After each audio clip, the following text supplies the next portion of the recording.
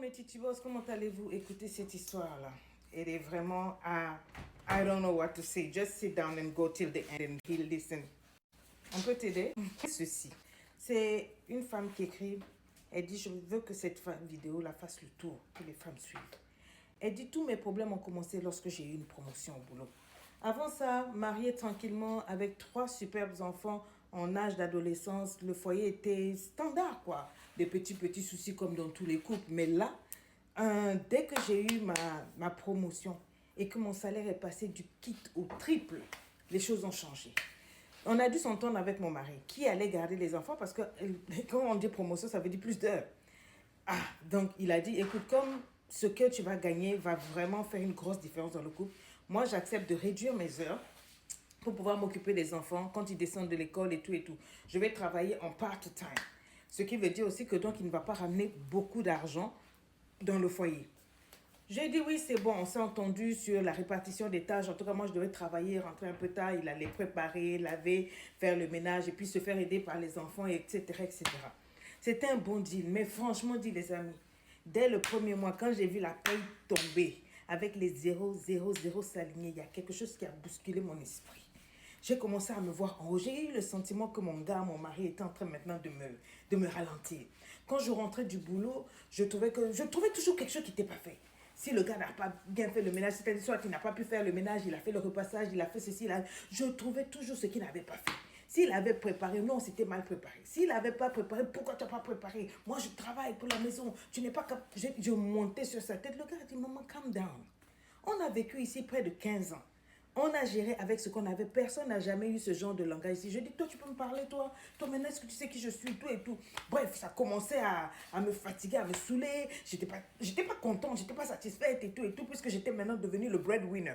Donc, le pourvoyeur de la maison, je me pensais maintenant le responsable, le chef, la tête dans le foyer.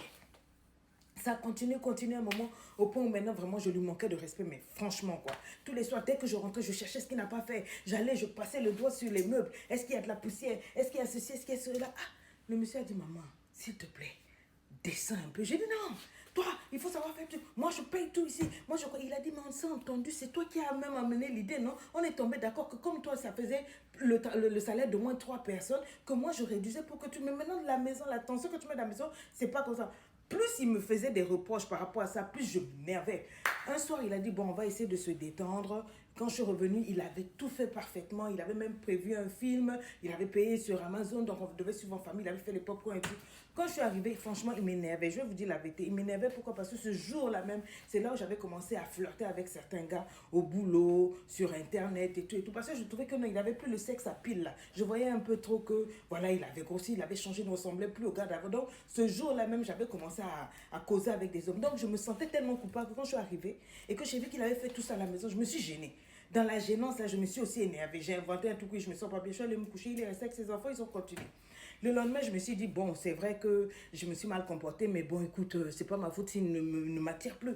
J'ai commencé à adhérer à un groupe là sur Facebook, où là-bas, je publiais maintenant, dans notre groupe là, je publiais vraiment le vilain comportement de mon mari, tout ce que je trouvais mauvais. Et puis donc, les gens abondaient de mon sens. Sur les réseaux sociaux, j'étais en train de dire, oui, c'est un mauvais mari et tout. En tout cas, j'ai mal peint mon mari. Donc, plus les commentaires m'encourageaient vraiment à ne pas respecter, à laisser cet homme tout. En tout cas, je me sentais vraiment bien installée dans mon esprit. Je me disais qu'en tout cas, je suis sur la bonne voie. Afin de sur la bonne voie là, je suis allée tomber maintenant sur un gars. J'ai commencé à sortir avec les gars, tout et tout. Et je ne me suis pas gênée de montrer à mon mari que, voilà, que je le trompais. Il m'a supplié, il a dit, maman, ne fais pas ça.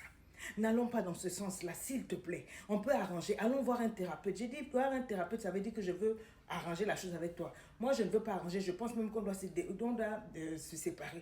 Il m'a supplié. Il a dit, maman, ne fais pas ça, je vais m'arranger.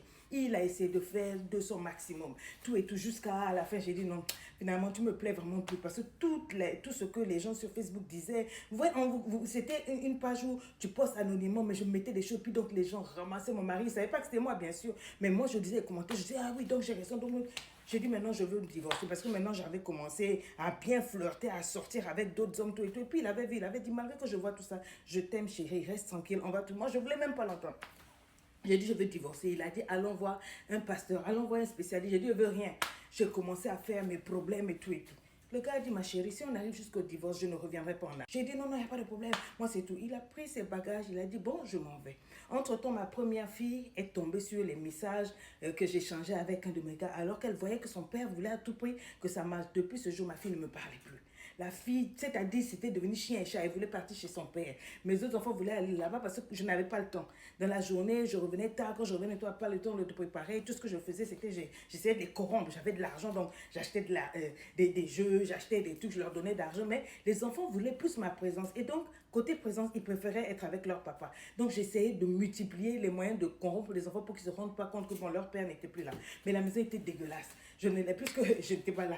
Les assiettes, qui va laver? Les trucs. Souvent, j'oubliais même sortir la poubelle. Donc, il y a des moments quand j'appelais mon ex-mari, chaque fois quand il venait, souvent il va venir, je suis encore au boulot, il va préparer, il va faire ceci, il va faire. En tout cas, il faisait, quand je rentre à la maison, je sentais maintenant que la présence de mon mari manquait. Donc maintenant, comment faire? J'ai commencé à me sentir un peu, de plus en plus mal et tout et tout. Mon mari a dit, en tout cas, une fois que le divorce sera prononcé, je ne reviendrai plus en arrière. Moi, je me disais, ah, lui, la façon, il m'aime là, et tout et tout.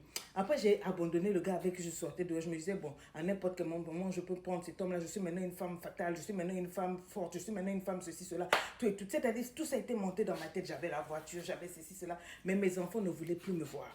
La maison était devenue froide, glaciale. Quand j'arrive, les enfants sont dans la chambre. Ça me manquait le moment où on était avec mon mari. Ça me manquait la maison et tout et tout. Chaque fois quand je l'appelais, il était toujours là, serviable, il faisait tout. Et souvent, il me raccompagnait, il me demandait est-ce que je peux faire quelque chose? Est-ce que tu as besoin de quelque chose? Tout et tout. D'une humilité, j'ai commencé à me sentir mal. Après, j'ai arrêté les sorties. Après, c'est cela, on a dit que je suis tombée malade. Je suis vraiment tombée malade. Et dès qu'il a su, il est couru, il est venu me dire, mais j'ai appris que tu es malade, qu'est-ce que tu as? J'ai commencé à expliquer. Et puis, je voulais maintenant faire un pas vers lui. Il a dit non, le divorce a été prononcé. Je t'avais dit qu'on n'arrive pas jusqu'au divorce. Maintenant que ça arrive au divorce, I don't want to go back to this thing. Je ne veux pas faire une machine arrière dans ce sens-là. On va rester comme ça. C'est là que j'ai commencé à regretter. La maladie m'a frappé. J'ai perdu près de 30 kilos. Ah, et seul avec les enfants. Donc, il venait, il l'aidait, il nettoyait, il me soulevait, il me déposait, il lavait les draps, tout et tout. Malgré ça, il travaillait et il ne m'a jamais manqué de respect. Il me regardait souvent. Je sentais que son cœur était blessé. Et un jour, il m'a dit, mon cœur a changé de place. Là, je t'aimais, mais mon cœur est devenu de ce côté-là. Je te vois simplement comme la mère de mes enfants. Parce que le mal que tu m'as fait a été trop grand. Tu m'as humilié, méprisé. Il parlait, il pleurait. C'est là que j'ai réalisé le mal que j'ai fait. Et dès qu'on a dit que j'étais malade, je vous assure, le boulot là, ils ont remplacé, ils ont mis une autre personne. Les gens qui étaient tout autour de moi, qui parlaient, quoi là, les gens ont commencé à chercher leur route. Même quand j'allais sur Facebook pour écouter, pour publier mes trucs là, il n'y avait personne pour considérer, pour quoi que ce soit. Et c'est là que j'ai décidé d'aller voir une thérapeute. La thérapeute m'a démontré, une thérapeute c'est une coach, etc., m'a démontré par A plus Z combien j'avais gâté mon foyer. Que même si mon homme avait des défauts, moi j'en avais le triple et que ce que j'avais fait était horrible. Une promotion ne peut pas être une cause pour justifier tout ce que j'avais fait.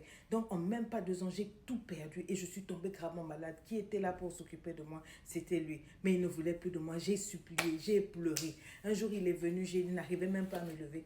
Dès qu'il est rentré dans la chambre, c'est comme s'il avait vu la mort sur moi. Il est descendu sur ses genoux, il a mis sa main sur mon front, il a commencé à prier pour moi, à demander pardon à Dieu pour mes péchés, à prier pour moi avec une telle compassion, un tel amour. Je voulais mourir. Je voulais mourir. Je me suis dit non. On ne peut pas aimer quelqu'un à ce point. Il dit, tu étais la femme de ma vie. Jusqu'au bout, tu seras la femme de ma vie. Je n'ai pas aimé ce que tu as fait. Je ne peux pas revenir. Mais je continuerai de t'aimer, de te respecter parce que tu es la mère de mes enfants. Et pour rien au monde, je voudrais que tu meurs. Je dis, depuis ce jour-là, j'ai tourné, j'ai cherché tous les moyens pour qu'ils reviennent. J'ai fait intervenir les parents. Je me suis mise à genoux, j'ai tout fait. Il a dit, c'est une question de principe. J'ai supporté ce qu'on ne supporte pas. Je t'aime du plus profond de mon cœur, mais je ne peux pas revenir avec toi. Je t'encourage à continuer puisque maintenant c'est l'argent qui était devenu ton mari. Avec tout ce qui était autour là, je t'encourage à partir.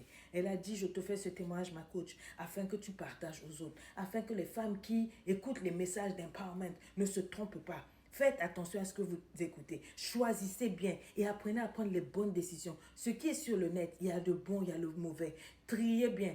Toutes les gens qui vous disent souvent de claquer les maris, de laisser les hommes, les quoi là, attention. Il y a des hommes que quand vous lâchez, Dieu vous ôte sa couverture. Je suis malade, je suis en train de finir. L'argent et le travail ne font plus rien. Mes enfants ne veulent toujours pas me voir. Je vous attends en commentaire.